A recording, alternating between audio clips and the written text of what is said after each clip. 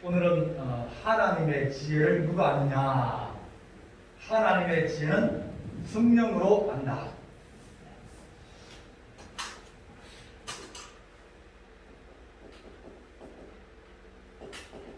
문화라고 하는 것은 사람들이 경험하고 배우고 그리고 이제 또 이 전달받는 이것을 통틀어서 문화라고 합니다.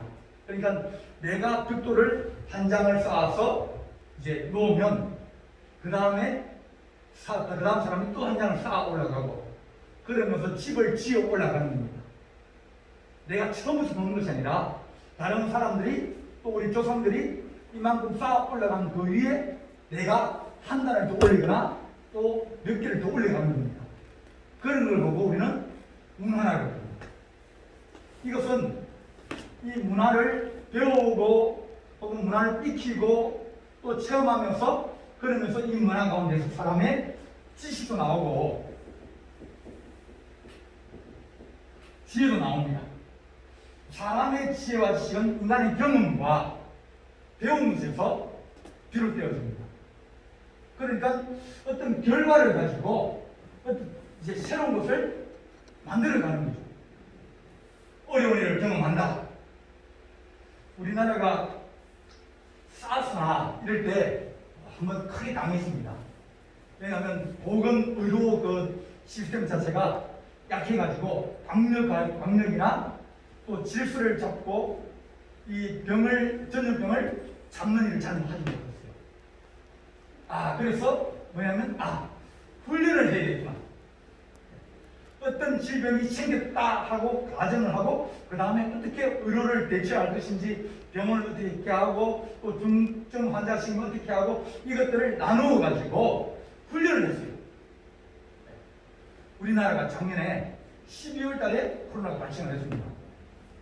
그 전에 여름에 우리나라 질병관리본부가 한번 이 이행 연수를 안 했어요. 이제 또 병이 보통 4년 내지 5년 주기로 오거든요.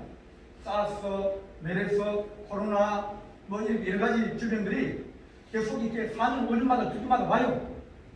좀 주기가 1년 빨라졌을 뿐입니다. 그러니까 또 올 것이라고 생각하고 작년 여름에 한번 훈련을 한번 했어요. 훈련하니까 이렇게 질병이 딱 생기면 어떻게 하고 딱딱 훈련 매뉴얼대로 할 수 있도록 한번 훈련을 거쳤는데 갑자기 코로나가 중국에서 생겼다는 거예요. 한번 훈련해 봐가지고 지식을 얻어있고 지혜도 가지고 있는 거예요. 그래서 우리나라가 코로나를 잘 대처할 수 있었던 이유 중 하나가 한번 그런 환경들을 만들어서 이행연습을 한번 해봤습니다. 인간의 지혜라는 것은 그렇게 한번 해보고 경험을 쌓아서 이렇게 하면 되잖아. 이렇게 하니까 문제 생기니까 이렇게 해야지. 그렇게 하면서 우리는 미래를 만들어가는 거예요. 그래서 인간의 지혜는 현재 생활을 바탕으로 해서 만들어내고 또 옛날에 우리 선배들이나 조상들이 했던 그런 일에서 경험을 배워서 우리가 어떻게 살아가야 되겠다. 그런 것들을 사람들이 지혜를 옛날 선배들의 어떤 행적이나 역사나 그런 데서 교훈을 받아서 준비한 것이 지혜입니다. 그것이 인간의 지혜예요. 과거에서 했던 일에서 교훈을 받아서 오늘에는 우리가 그렇게 하지 말아야 되지. 역사라는 것은 항상 반복되어집니다.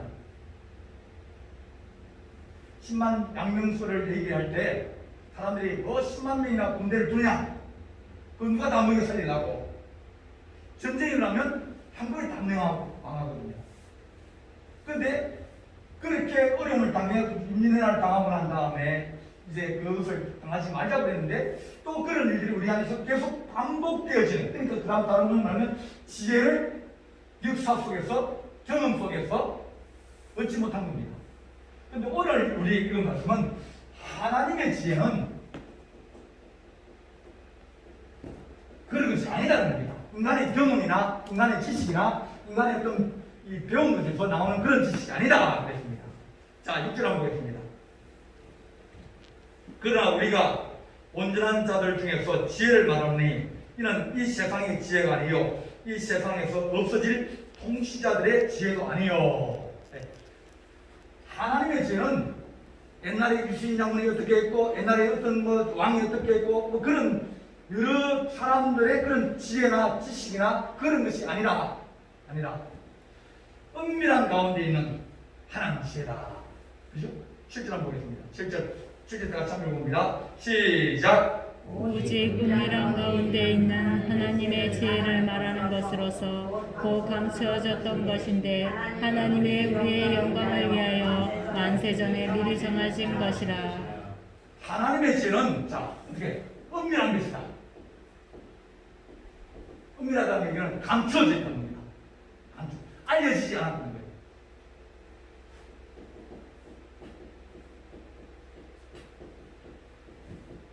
왜 알려지지 않았습니까? 하나님의 지혜는 때가 되어야 됩니다. 그 때가 되어야 이것이 벗겨지는 거예요. 우리가 이것을 보고 하나님의 지혜를 우리는 뭐라 하면 계시라고 합니다. 계시라고 합니다. 계자는 열계자입니다. 열어서 시자는 보일 시자입니다. 열어서 보여주는 거예요. 언제?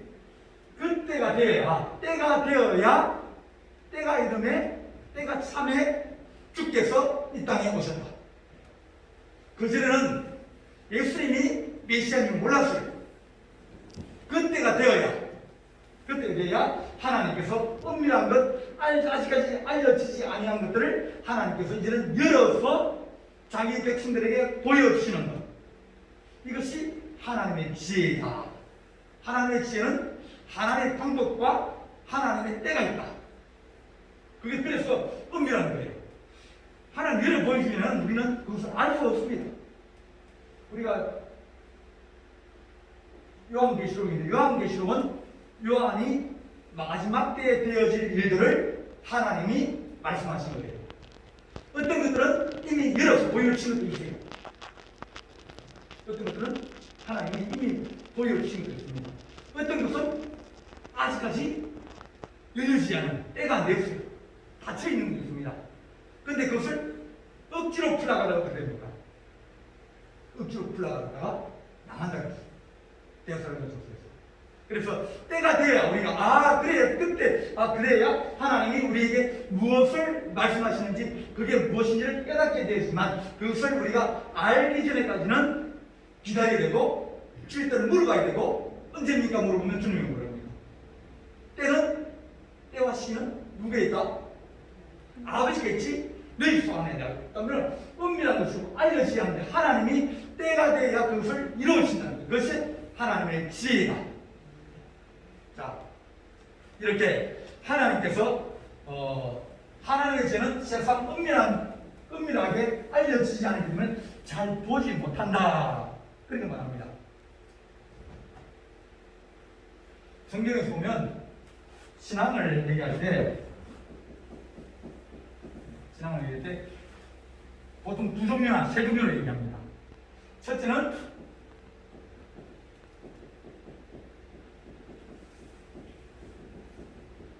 육신에 속한 자.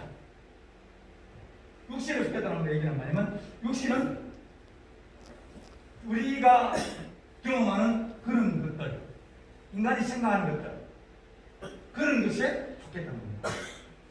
그러니까 우리는 뭘 생각합니까? 먹고 마시고 그죠? 생활하는 거. 인간이 살아가는 게 제일 기본적이고 중요한 것도 먹고 마시고 식사입니다. 자는 거. 그것이 전부라고 하면 그 사람은 육신에게만 속한 사람이에요. 육신에게 속한 사람은 좀 나은 사람이 뭐냐면 이제 육신이 그것도 중요하지만 그것보다는 뭡니까? 자, 먹고 마시고 일하고 하는 이유가 뭐예요?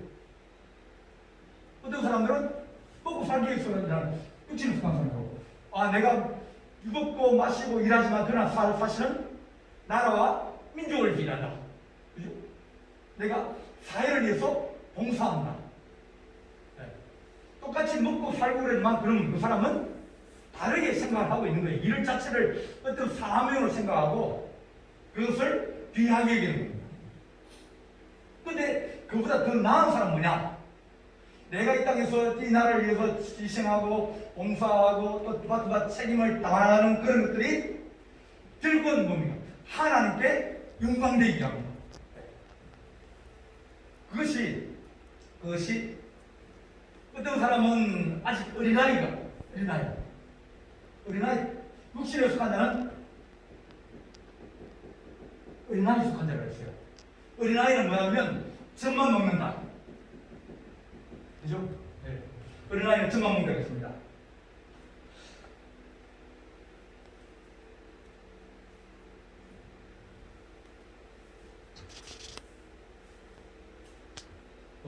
고린도전서 3장 1절 2절 한번 보겠습니다. 제가 참 읽어봅니다. 3장 1절 2절 시작. 형제들아 내가 신령한 자들을 대함과 같이 너희에게 말할 수 없어서 육신에 속한 자 곧 그리스도 안에서 어린아이들을 대함과 같이 하노라. 내가 너희를 젖으로 먹이고 밥으로 아니하였노니 이는 너희가 감당하지 못하였음이거니와 지금도 못하리라. 네. 육신에 속한 자는 뭡니까? 어린아이와 같다. 어린아이는 젖만 먹는다. 소화를 잘 못 시킨다는 겁니다. 자, 젖을 먹으면 그 아이는 일할 수 있습니까? 없습니까? 못합니다. 약합니다. 네. 근데 밥을 먹기 시작하면 뭡니까? 무슨 살이 빠져야 간다는 얘기죠? 젖살이 빠져야 되잖아요. 네. 젖시간 아이들이 어머니가 소화되기 쉽게 해주는 거. 자기는 뭐 별로 하는 게 없어요. 왜? 그 안에 면역도 있고 그 안에 소화도 잘 되게끔 돼 있고 그러죠, 그죠? 근데 밥을 먹기 시작하면 뭡니까? 자기 스스로가 이제는 소화를 시키게 되는 거예요. 그 밥을 먹으면서 이제는 면역도 만들어야 돼요. 전에는 부모님이 다 줬다 그러지만 이제는 자기 스스로가 그것을 하고 그러면서 이제는 움직임이나 이런 것들이 힘이 생기기 시작하는 거예요. 육신에 속한 자는 어린아이에 가서 젖만 먹고 그러는 사람이다. 그러면서 하는 얘기가 뭐냐면, 자, 3절에 너희는 아직도 육신에 속한 자로다. 너희 가운데서 시기와 분쟁이 있으니 어찌 육신에 속하여 사람을 따라 행함이 아니요. 육신에 속한 자는 뭡니까? 시기와 분쟁이 있다. 시기와 분쟁이 왜 생기냐면 자기 중심이기 때문입니다. 젖을 먹는 아이는 뭐예요? 부모는 생각 안 합니다. 오직 뭡니까? 자기 성정. 그러니까 아이는 먹여주면 뭡니까? 최고입니다. 그죠? 젖만 먹으면 뭐 걱정이 있겠습니까? 네. 자기 목동이 하나만 이제 생각하는 가장 초보적인 인간의 모습 아닙니까? 그 다음부터 이제 좀 커져가면 뭐예요? 요구하는 달라지죠. 엄마가 뭐라고 합니까? 야, 한글도 배워라. 구성도 외워라. 그 다음에 학교도 좋은 학교 가야지. 좋은 친구 사귀어야 되지. 좋은 시험 쳐가지고 좋은 직장 구해야 되지. 이제 크면 클수록 그 사람에게 어떤 요구나 그런 것들이 점점 많아지는 거예요. 책임을 가지고 책임을 느끼면 그때부터 그 사람은 성장하는 겁니다. 책임 없는 사람은 그 사람은 성장한 사람이 아직까지 나이는 들고 그랬지만 뭐예요? 어린아이 같은 거예요. 언제 그러죠? 언제 사람들이 어른이 된 게 언제입니까? 어른이 된 때가 결혼하면 어른 돼요. 상수처럼 어른 된다고 해요. 왜요? 그때부터는 뭐예요? 책임져야 될 사람이 생겼거든요. 책임질, 내가 버려서 내가 가정을 꾸려나가고 그렇게 될 책임을 지고 그때부터는 뭡니까? 자기 혼자가 아니라 이제는 생긴 식구가 있고 또 자녀들이 있으면 그 다음부터 책임이 더 커지는 겁니다. 그래서 자기 자신을 희생해서 많은 거예요. 아이도 키우고. 네. 그럼 점점 더 희생이 커져가면 커져갈수록 어른은 더 성숙되어지는 거예요. 어린아이는 자기만 먹으면 아무 상관없습니다. 그래서 육신에 속한 자의 반대하면 신령한 자라고 했습니다. 신령한 자. 성경에서 이 신앙자는 밥을 먹는 사람입니다. 그죠? 아까 누가 손에 밥을 먹는 사람이에요. 요한일서 2장 보게 되면 신앙자 또 다른 말 하면 청년 혹은 아비들이다. 이렇게 표현합니다. 청년은 뭐예요? 지금 힘이 있으니까 일을 하는 거예요. 아비는 뭐예요? 아비는 당합니다. 경험해봤어요. 네가 태초로부터 아버지를 알았으며 하나님을 알고 하나님을 깊이 생각하고 하나님을 사랑하면서 그렇게 살아가는 사람을 믿음의 아비라고 해요. 믿음의 조상 누구예요? 아브라함 뭐예요? 하나님을 아주 가깝게 하나님 뜻이 무엇인지 하나님을 위한 것이 무엇인지 아는 사람을 보고 조상이라고 합니다. 믿음의 부분은 최고다 그런 거 아닙니다. 그래서 그 사람을 보고 우리는 신령한 사람이다. 아브라함을 얼마나 하나님과 가깝게 지내냐면 하나님의 벗이라고 했어요. 하나님의 친구라고 했어요. 그래서 우리가 신앙생활 하면서 하나님 우리가 그리스도의 초보는 착한 경험입니다. 이 사람은 의의 말씀을 경험하지 못했다. 여기는 경험을 못했어요. 여기는 뭐냐? 아직 지식이고 어려워요. 갓 태어난 겁니다. 갓 태어나고 자기만 아는 거예요. 안 주면 주지 짜고 안 주면 뭡니까? 애가 안 주면 뭐 달라고 안 주면 어떡합니까? 뒹굴고 막 울고 그러잖아요. 왜? 받아야 되거든요. 그런 아이를 보고 우리는 초보라고 합니다. 그런 아이들은 뭐예요? 또 사랑해야 되는, 사랑 그런 게 무슨 나라인지 모릅니다. 헌신 그것도 모릅니다.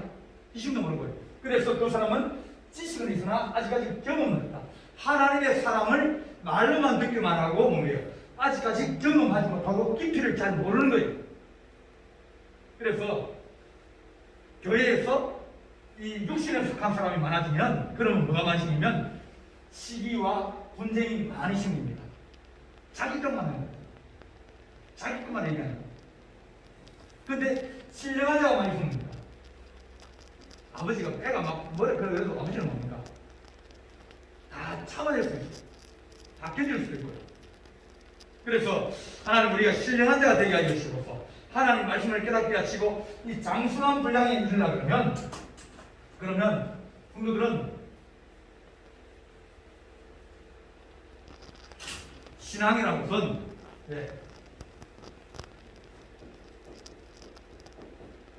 하나님 말씀을 알아야 됩니다. 그 다음에 하나님 말씀을 경험하고 체험해야 됩니다. 그 다음에 하나님 말씀을 판단하고 행함이 있습니다. 이건 이성이에요. 하나님 말씀을 많이 아는데 경험 못하면 벽돌하고 모래하고 많이 갖다 놨어요. 많이 갖다 놨어요. 집을 지으려고. 근데 벽돌하고 모래하고 물하고 갖다 놨는데 뭐가 있어야 이게 세면이 있어야 될 거 아닙니까? 이걸 연결시켜주는 그게 있어야 됩니까? 그러니까 말씀을 많이 하는데 하나님의 은혜를 체험하기도 하고 하나님의 은혜를 깊이 이해를 하기도 하고 또 하나님의 기도 응답 받아보면 그러면서 거기에 이것이 많은 말씀과 또 자기 생활과 이런 것이 같이 뭉쳐져서 이제는 집을 지어가는 거예요. 그 집을 지어갈 때 반드시 뭐가 있으냐면 이성이 있습니다. 신유의 형사를 갖고 강한 능력을 가진 사람들이 대부분 그런 분들이 다 거의 한 8, 90은 다 작가집니다. 왜? 이걸 해요. 이성은 뭐냐 그러면 이 경험이나 체험이나 말씀들이 잘 균형을 잡아서 흔들리지 않도록 잡아주는 거예요. 하나님이 주신 것이 인간에게 주신 것이 이성이거든요. 판단할 수 있어요. 하나님이 우리에게 뭐냐면 너희가 스스로 판단해라. 자, 하나님 오늘 내가 아침 일어났는데 자 밥을 먹어야 될까요? 뭐 먹지 말아야 될까요? 그럼 물어보면 하나님 뭐라고 그랬습니까? 애들이 아침에 일어나서 엄마 오늘 내가 아침을 먹어야 될까요? 말아야 될까요? 그러면 뭐라 그랬습니까? 네? 네 맘대로. 뭐라 그래요? 네 맘. 야, 네가 알아서라. 먹고 싶으면 먹고 먹기 싫으면 아주 배고프면 먹고. 그지? 버스가 옵니다. 학교 가려면 버스가 옵니다. 하나님, 저 버스를 내가 타고 학교를 가야 될까요? 학교를 가지 말아야 될까요? 어떻게 합니까? 지가 스스로 판단해야 될 거 아닙니까? 학교 가려면 뭐 돼요? 버스를 타야 되죠. 버스 안 탔다 그러면 뭐 됩니까? 못 가든지 걸어가야 되죠. 하나님 우리에게 스스로 판단할 수 있는 능력도 같이 주셨어요. 우리가 은혜를 체험하고 그러면서 하나님 우리가 이 길 은혜를 받고 막 그러면서 이제 가다 보면 우리가 나도 모르게 자꾸 어디로 가는가 남들이 가요. 이 위험한 순간까지 갑니다. 교만도 해주고요. 물질도 막 더 모으고 싶고. 네. 그리고 사람은 처음에는 그래 나중에는 뭡니까? 반말 찍찍하고 네, 그럽니다. 그러면서 뭡니까? 자꾸 이제 자기 높아지고 밑에 사람 아래에 보이고 이 어려운 사람들 힘들 그 사람들을 이제 무시하면서 자꾸 내려가면 이성은 뭐냐면 야 그렇게 가면 안 돼. 네가 의사를 가지고 있으면서 능력을 가지고 있으면서 그러면서 네가 그렇게 가면 안 된다고 끌어당겨주면서 사람의 기본 어떤 돌이나 그런 것들로 이 말씀이 위험한 길로 가지 않도록 붙들어주고 끌어당기는 것이 이승이에요. 그래서 지혜로운 자는 이것도 좋고 경험도 있어요. 그 다음에 하나님 말씀 알아야 됩니다. 그러니까 이건 우리가 성경을 읽고 배우고 하는 것이고 경험은 우리가 기도하고 하나님 은혜를 체험하기도 하고 또 하나님께서 우리에게 기회를 주실 때마다 그 기회에 하나님 능력과 권세가 나타나게 해주십시오. 어려운 사람이 보면 뭐 해주고 싶어요? 아빠가 너무 힘들어 사람이 보입니다. 뭐 해주고 싶어요? 돈 주고 싶어요? 네, 돈 주시면 됩니다. 돈이 내가 부족합니다. 돈이 없어서 그 사람이 못 낳는 거예요. 그럼 어떻게 해요? 기도해 주겠잖아요. 하나님 내가 저 사람이 기도해 주고 싶습니다. 하나님 예수님 낫게 해주십시오. 그러면서 체험하는 겁니다. 이것은 우리가 하나님 이성으로서 그 분별하면서 신앙이 자라나 오르나 치우치면 안 되거든요. 높이 올라가려면 뭘 잘 잡습니까? 중심을 잘 잡아야 올리면 높이 올라갈 수 있습니다. 오늘 이 말씀에 자, 고린도서 2장 보게 되면 이런 지혜는 구절한 겁니다. 기록된 바 하나님이 자기를 사랑하는 자를 위하여 얘기하신 모든 것은 눈으로 보지도 못하고 귀로 듣지도 못하고 사람의 마음으로 생각하지 못한다. 왜요? 왜 사람이 보지도 못하고 듣지도 못하고 뭐로 못한다고 했어요? 마음으로 생각도 못하느냐?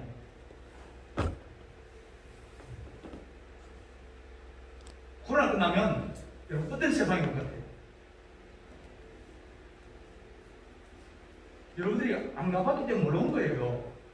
아마 보지도 못하고 듣지도 못하고 생각지도 못한 세상이 혹시 올지도 몰라요.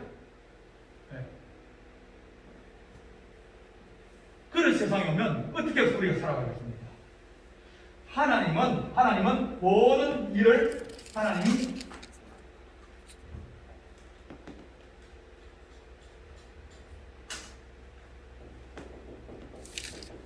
예정하셨습니다.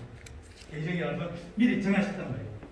하나님은 모든 일을 섭리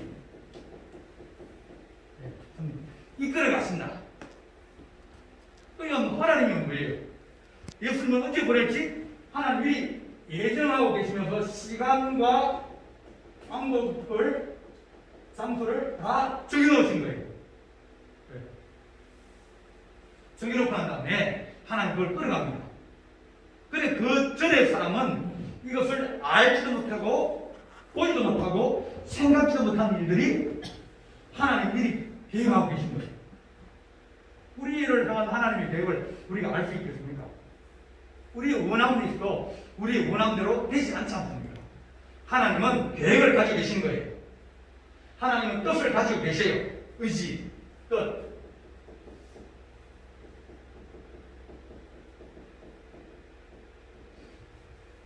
미리 계획을 가지면서 그 계획을 하나씩 하나씩 실현해 가는 거예요. 그러니까 이걸 누가 할 수 있습니까? 사람은 모른다는 거예요.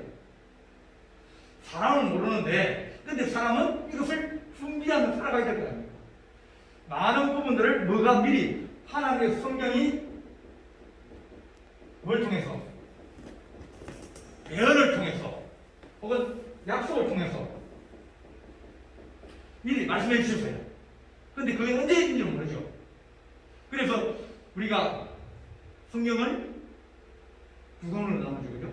하나는 구약, 하나는 신약. 구약은 뭐예요?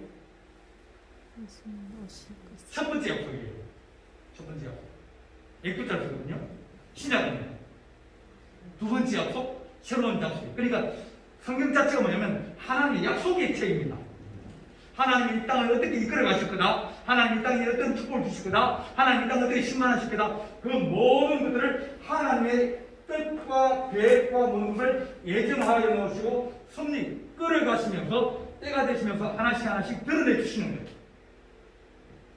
근데 이걸 뭡니까? 세상 사람들이 알 수가 있습니까? 세상 왕들은 전부 다 뭡니까? 자기 시대가 최고라 그럽니다. 그러다가 뭡니까? 언제 자기 갈지 모르잖아요. 알렉산더 대왕이 33살에 유럽을 다 정복을 했어요. 그러니까 너무 젊었을 때 정복했지 않습니까? 더 이상 정복할 땅이 없다고 그랬어요. 근데 죽었거든요. 자기가 그 유럽을 다 정복을 했어요. 그러면 이 유럽을 누구에게 줄 겁니까? 자기 후임자를 누구를 주는 겁니까? 결혼하는 거예요. 그러니까 자기 부하가 4명이 있었는데 그 충성스러운 부하들이 뭐냐면 니네들이 제일 잘하는 놈한테 준다. 그렇게 애매모호하게 얘기를 해버린 거예요. 그러니까 죽고 나니까 이 4명이 서로 싸우면서 나를 찢어버렸어요. 내동강을 내버렸습니다. 자기가 이룬 것이 내동강이 나가지고 찢어진 줄 누가 알았습니까? 헬라, 그리스가 그 짧은 시기에 엄청난 문화를 이뤘거든요. 이 서구의 모든 문화의 기본은 뭐냐면 그리스 로마 문화입니다. 그러니까 다른 말로 알렉산더 문화와 로마 문화예요. 얼마 안 됐지만 이 철학과 뭐 그 당시에 있었던 사람이 소크라테스, 플라톤, 뭐 아리스토텔레스 다 그런 사람들이에요. 철학이 꽃피던 시대거든요. 그런데 자기 인생을 모르는 거예요. 왜? 죽일 못하잖아. 그래, 정해질 줄 알았어. 한 명 딱 정해가지고, 야, 네가 다 가져! 이렇게 하면 되는데, 자기 권력이 있으니까. 근데 자기 앞날을 모르니까, 어떻게 될지 모르니까, 야, 이런 놈쫙 가줄게. 이름 다 가져. 그러니까 나중에 싸우고 하면서 내 동강을 나눠서 가지게 됩니다. 하나님은 모든 일에서 섭리하신다. 이걸 하신다. 하나님이 정의로운 뜻이 있다. 역사는 어디로 흘러가요? 지 마음대로 흘러갑니까? 아니에요. 하나님의 정하신 곳으로 흘러가게 되어 있습니다.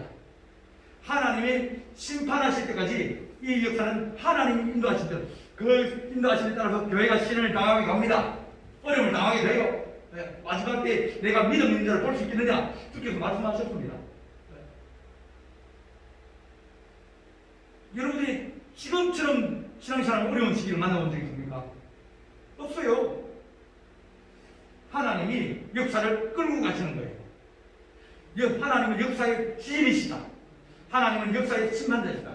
이것을 지금 얘기하고 있는 겁니다. 자, 10절 보겠습니다.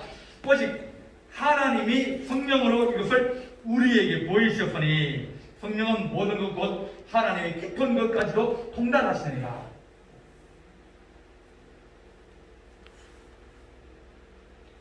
하나님의 마음은 누가 제일 잘 알겠습니까? 하나님 자신입니다. 성령은 하나님의 영입니다. 하나님의 마음이에요. 하나님의 마음이 우리 가운데 와서 역사하시는 게 성령입니다. 아버지 뜻을 우리에게 말씀해 주시고 보여주시기도 하고 이루어주시기도 하고 이끌어 가시기도 하는 것이 하나님의 성령입니다. 그러니까 우리가 성령 충만해야 된다고 하면 하나님의 뜻에 충만해서 하나님의 인도하신 대로 우리가 가는 것을 보고 우리가 성령 충만해야 됩니다. 불이 막 임해가지고 막 가슴이 뜨겁고 막 늘 기쁘고 그런 것은 여러 가지 현상 중에 하나입니다. 그러나 하나님 뜻이 뜻에 순종하면서 신들거려도 주만 바라보면서 나아가는 그런 것이 성령 충만이에요. 아버지의 뜻이 내가 분명하게 알게 되고 그 분명한 뜻을 향해서 내가 묵묵히 걸어갈 수 있는 힘과 용기를 주신 분이 성령님이시거든요.